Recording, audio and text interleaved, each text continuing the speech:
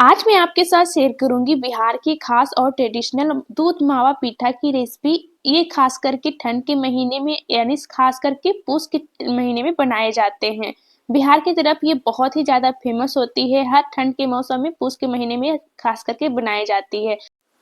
और ये रेसिपी अलग-अलग जगह पे अलग-अलग तरह से बनाई जाती है। बहुत ही आसान रेसिपी है और बहुत ही ज़्यादा टेस्टी लगती है। तो आप भी ज़रूर से ट्राई कीजिएगा। तो चलिए बनाना शुरू करते हैं।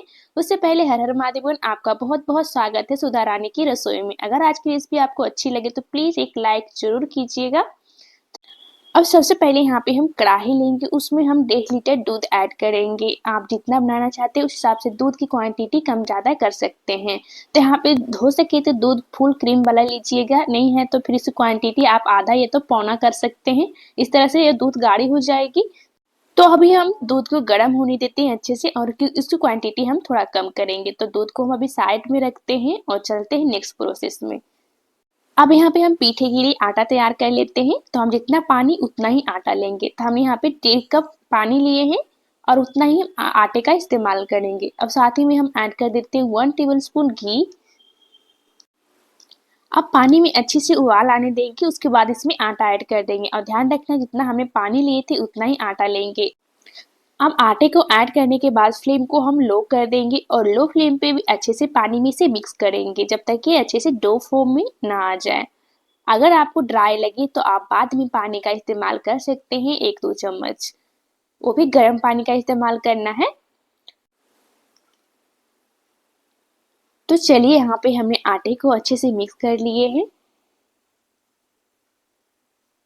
अब फ्लेम को अब ऑफ कर देंगे। अब इसे हम ढक देते हैं 10 मिनट के लिए ताकि ये चावल के आटे है ना अच्छे से सॉफ्ट हो जाए और कुक हो जाए। फ्लेम को ऑफ कर देना है। अब चलिए चलते हैं नेक्स्ट प्रोसेस में। तो हमने यहाँ पे एक फ्राई पैन लेंगे और इसमें ऐड करेंगे 250 ग्राम मावा। यहाँ पे हमने रेडीमेड मावा इस्तेमाल की है, इसीलिए हमको भूनना पड़ेगा क्योंकि ये बहुत ही गीली है। तो हम इसे बस 2 से 3 मिनट के लिए इसे भूनेंगे हाई फ्लेम पे ताकि ये अच्छे से ड्राई हो जाए। नहीं तो अगर गीली से हम इसको भर देंगे ना तो ये क्या होगा कि पीठे फटने लगेंगे और इसके जूस है ना निकलने लग जाएंगे। तो हम इसे 2-3 मिनट तक अच्छे से ड्राई करते हुए इसको हम भून लेंगे। तो यहाँ पे देख सकते हैं मावे बिल्कुल अच्छे से ड्राई हो गई है। अब फ्लेम को ऑफ कर देते हैं और इसे ठंडा होने के लिए मिक्सिंग बाउल में ट्रांसफर कर देते हैं। अब मावे को हम थोड़ा सा फैला देंगे, इसे ठंडा होने के लिए साइड में रख देते हैं। तब तक हम कुछ ड्राई फ्रूट लेंगे मावे में ऐड करने के लिए। तो यहाँ पे हमने काजू और एलमंड लिए हैं, बादाम लिए हैं। इसे हम रफली चॉप कर लेंगे छोटे छोटे टुकड़ों में। तो आपको जो भी ड्राई फ्रूट है इसमें ऐड कर सकते हैं। नारियल, बादाम, काजू कुछ भी है आप ऐड कर सकते हैं, नहीं तो ऐसे भी बना सकते हैं। अब चलिए हम काजू और बादाम को अच्छे से कट कर लिए हैं। अब इसे हम मावा में मिक्स करेंगे। अब शुगर को हम अभी नहीं मिक्स करेंगे, जब मावा अच्छे से ठंडे हो जाए ना तब हम यहाँ पे शुगर को मिक्स करेंगे। नहीं तो ये जब हम शुगर ऐड कर देंगे तो वो मेल्ट होने लग जाएगी। और यहाँ पे मैं 2 बड़े चम्मच मूंगफली लिए थे जिसे हमने रोस्ट करके इसे हमने दरदरा कूट लिए हैं। अब यहाँ पे मावा में हम ड्राई फ्रूट को अच्छे से मिक्स कर लेंगे और अभी मावा ना हल्की सी गर्म है तो हम शुगर को नहीं मिक्स कर रहे हैं। अब चलिए यहाँ पे आटे को भी 10 मिनट हो गई है और अच्छे से ये सॉफ्ट हो गई है। अभी गर्म ही है, बस हाथ में ये लग नहीं रही है।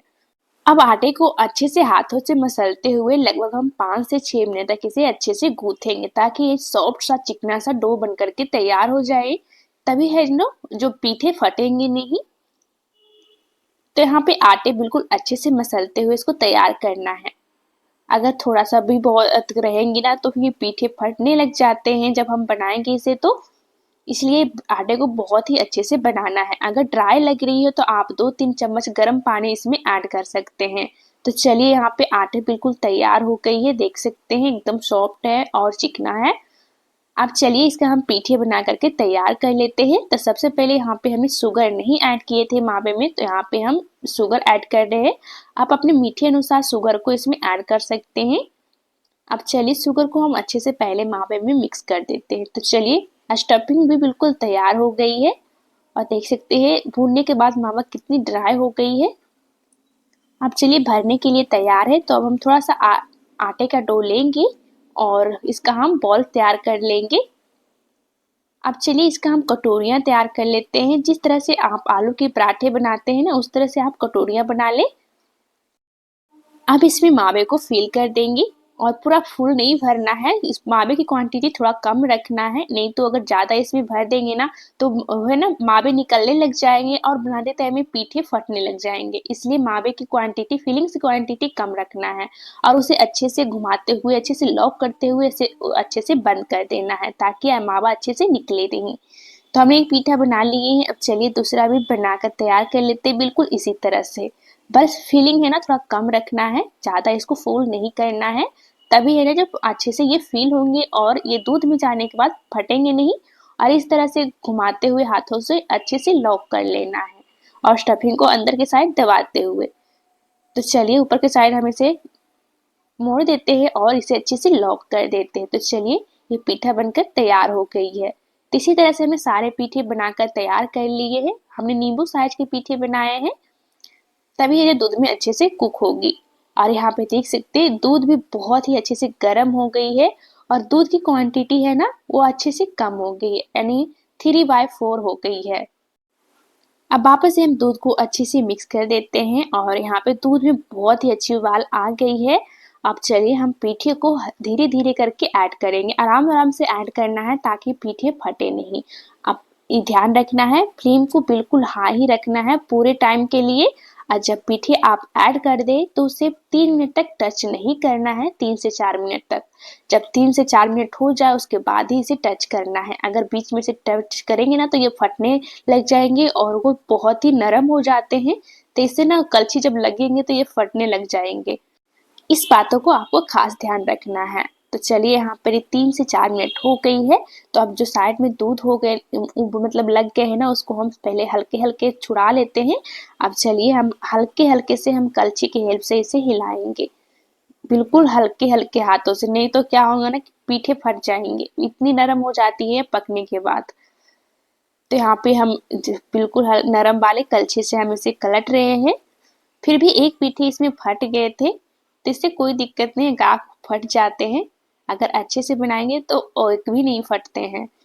तो चलिए इसे हम लगभग 12 से 13 मिनट के लिए कुक करेंगे, इससे ज़्यादा हम नहीं कुक करेंगे। जब 12 से 13 मिनट अच्छे से कुक हो जाए ना तो हम फ्लेम को ऑफ कर देंगे।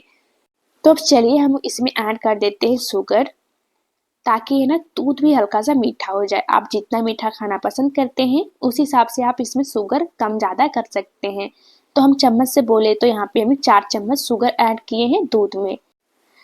अब यहाँ पीठे भरने के बाद जो थोड़े से मावा बच गए थे ना, हम ऊपर से दूध में ऐड कर देंगे। इससे बहुत ही अच्छी टेस्ट क्रीमी क्रीमी जैसा आता है।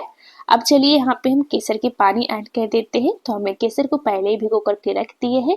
इससे ना पीठे में बहुत ही अच्छी कलर और टेस्ट आती है। तो ऐड कीजिएगा, अदरवाइज स्किप कर सकते हैं, पूरी तरह से ऑप्शनल है। अब चलिए अच्छे से हम इसे मिक्स करेंगे और हमने इसमें कोई भी फ्लेवर नहीं ऐड किए हैं। आप चाहे तो इलायची पाउडर भी इसमें ऐड कर सकते हैं। तो चलिए यहाँ पे पीठा बिल्कुल तैयार है। तो हम यहाँ पे फ्लेम को ऑफ कर दिए हैं। तो आप इसे गर्मा गर्म सर्व कर सकते हैं या तो थोड़ा सी ठंडा होने दें उसके बाद सर्व करें, लेकिन हल्की सी गर्म रहती है ना तो ज़्यादा ही अच्छी लगती है। तो चलिए यहाँ पे हम पीठे को कट करके दिखा देती हूँ कितनी अच्छे से मावा फील हुए और ये देखिए कितने मज़ेदार लग रही है ना। तो आप भी एक बार से ज़रूर से ट्राई कीजिएगा इस विंटर में और ख़ास करके पूस के महीने में। तो अभी चल ही रही है तो आप भी ज़रूर से ट्राई कीजिएगा और इस पीठे को आराम से फ्रिज में रख करके 4 से 5 दिन तक खा सकते हैं। तो चलिए फ्रेंड्स, अगर रेसिपी अच्छी लगी है तो प्लीज़ एक लाइक जरूर से कीजिएगा, चैनल को सब्सक्राइब जरूर कीजिएगा। फिर मिलते हैं नई रेसिपी के साथ। बाय।